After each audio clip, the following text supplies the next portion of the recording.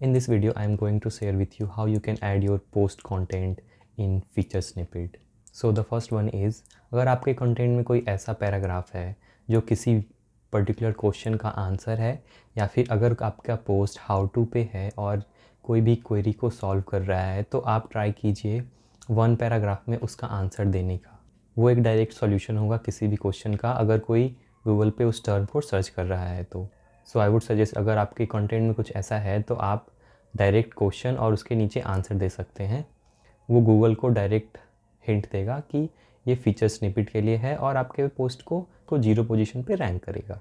और इसी से रिलेटेड एक और पॉइंट है, अगर कोई क्वेरी को आप अपने पोस्ट में ऐड कर रहे हैं तो उस चीज़ को बोल्ड ज़रूर करें। वो भी एक हिंट देता है, एक सिग्नल देता है गूगल को कि ये पर्टिकुलर किसी क्वेश्चन का आंसर है, तो आप ये कर सकते हैं।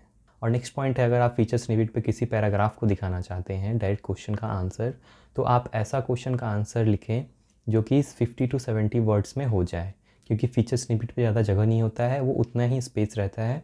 आप देख सकते हैं, आप भी कोई क्वेरी सर्च करके तो आपको भी बस उतना ही स्पेस दिखाई देगा, लाइक 50 to 70 वर्ड्स। उससे ज़्यादा आंसर नहीं गूगल भी शो करता है, उससे ज़्यादा गूगल उसमें डॉट डॉट दे देता है और रीड मोर का ऑप्शन दे देता है, तो आप उस चीज़ का भी ध्यान रखें। नेक्स्ट पॉइंट ये है, अगर आप टेबुलर फीचर स्निपेट ऐड करना चाहते हैं तो ट्राई करें जो रो है आपका वो 4 to 5 से ज़्यादा ना हो, क्योंकि फिर से मैं सेम चीज़ रिपीट करूँगा, क्योंकि जब आप फीचर स्निपेट पे देखते हैं तो आपने नोटिस किया होगा कि उसमें 5 से 6 ऑप्शन ही शो करता है, फिर उसके बाद रीड मोर का गूगल ऑप्शन दे देता है, तो आप इस चीज़ का ध्यान रखें। और नेक्स्ट पॉइंट है, अगर आप लिस्ट फीचर स्निपेट ऐड करना चाहते हैं तो आप ट्राई करें एटलीस्ट 6 और 7 हेडिंग उसमें हो ही, और ट्राई करें कि H2 और H3 उसमें क्लियरली मेंशन हो। ये भी एक अच्छा सिग्नल जाता है गूगल को कि ये पर्टिकुलर पोस्ट किसी पर्टिकुलर टॉपिक के लिस्ट के बारे में बात कर रहा है, तो आप इस चीज़ का ध्यान रख सकते हैं 6 से 7 हेडिंग्स ऐड करके। और नेक्स्ट पॉइंट ये है कि कोई भी क्वेरी है तो आप ज़्यादा उसे घुमाएं ना, आप उसका स्ट्रेट आंसर दें। गूगल को भी स्ट्रेट आंसर ही चाहिए होता है अपने फीचर स्निपेट पे ऐड करने के लिए, तो आप इस चीज़ का भी ध्यान रख सकते हैं।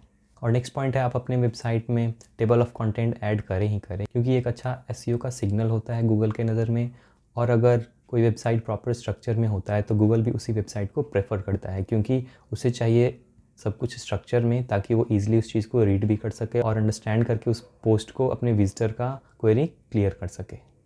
और नेक्स्ट पॉइंट है स्कीमा। आप अपने एसईओ प्लगइन की हेल्प से अपने ब्लॉग पोस्ट को शो कर सकते हैं कि आपका ब्लॉग किस टाइप का है, और उस टाइप का स्कीमा ऐड कर सकते हैं। अगर आपका ब्लॉग पोस्ट एक आर्टिकल है तो आप आर्टिकल यूज़ कर सकते हैं, अगर आपका ब्लॉग पोस्ट एक कुकिंग पेज से रिलेटेड है तो आप कुकिंग का स्कीमा यूज़ कर सकते हैं, क्योंकि उसमें डिफरेंट डिफरेंट तरीके होते हैं। जैसे आप अगर कुकिंग का स्कीमा ऐड करेंगे तो उसमें ऑप्शन होगा, जैसे बहुत सारे इंग्रेडिएंट होते हैं कुकिंग में, तो इनका अलग से एक ऑप्शन रहता है ऐड करने के लिए, टाइम क्या होता है, ये सारा अलग से साइड में ऑप्शन बॉक्स बना रहता है उस चीज़ को ऐड करने का। तो जिस टाइप का आपका कंटेंट होगा आपको इस टाइप का स्कीमा यूज़ करना चाहिए।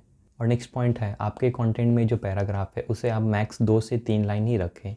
आपने नोटिस किया होगा, जब आप कोई टर्म को सर्च करते हैं और वो फीचर स्निपेट में आता है, आप उस चीज़ को ओपन करते हैं तो गूगल खुद येलो से उस चीज़ को हाईलाइट करता है, उस पर्टिकुलर 2 या 3 लाइन को। तो फीचर स्निपेट पे ही 2 या 3 लाइन ही आ सकते हैं, और आपका जो भी ब्लॉग पोस्ट जिस टॉपिक से भी रिलेटेड होगा, अगर आपने डायरेक्ट आंसर नहीं भी दिया है किसी क्वेरी का, तो गूगल खुद से उस चीज़ को अंडरस्टैंड करके आपके ब्लॉग पोस्ट को रैंक करेगा 0 पोजीशन पे। तो आप इस चीज़ का भी ध्यान रखें कि मैक्स आप 2 से 3 लाइन ही दें एक पैराग्राफ का अपने ब्लॉग पोस्ट में। और नेक्स्ट पॉइंट है, आप कभी भी अपने ब्लॉग पोस्ट को स्पेशली फीचर स्निपेट के लिए ऑप्टिमाइज़ ना करें, जैसे कि कीवर्ड स्टफिंग करना या फिर एक ही चीज़ को बार बार रिपीट करके अपने ब्लॉग पोस्ट में लिखना, वो सही नहीं होता है। गूगल इस चीज़ को ईजिली पकड़ लेता है और आपके वो ब्लॉग को पेनलाइज भी कर सकता है, क्योंकि बहुत सारे ऐसे अपडेट गूगल ने पहले ही अनाउंस कर दिए हैं कि ये सारी चीज़ें अब सही नहीं है, आपको इन सारी चीज़ों को अवॉइड करना है।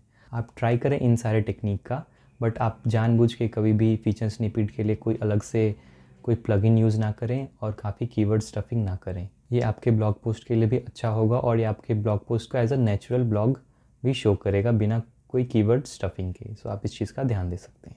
सो आज के लिए बस इतना ही। Thank you so much for watching. If you have any questions please let me know in the comment section.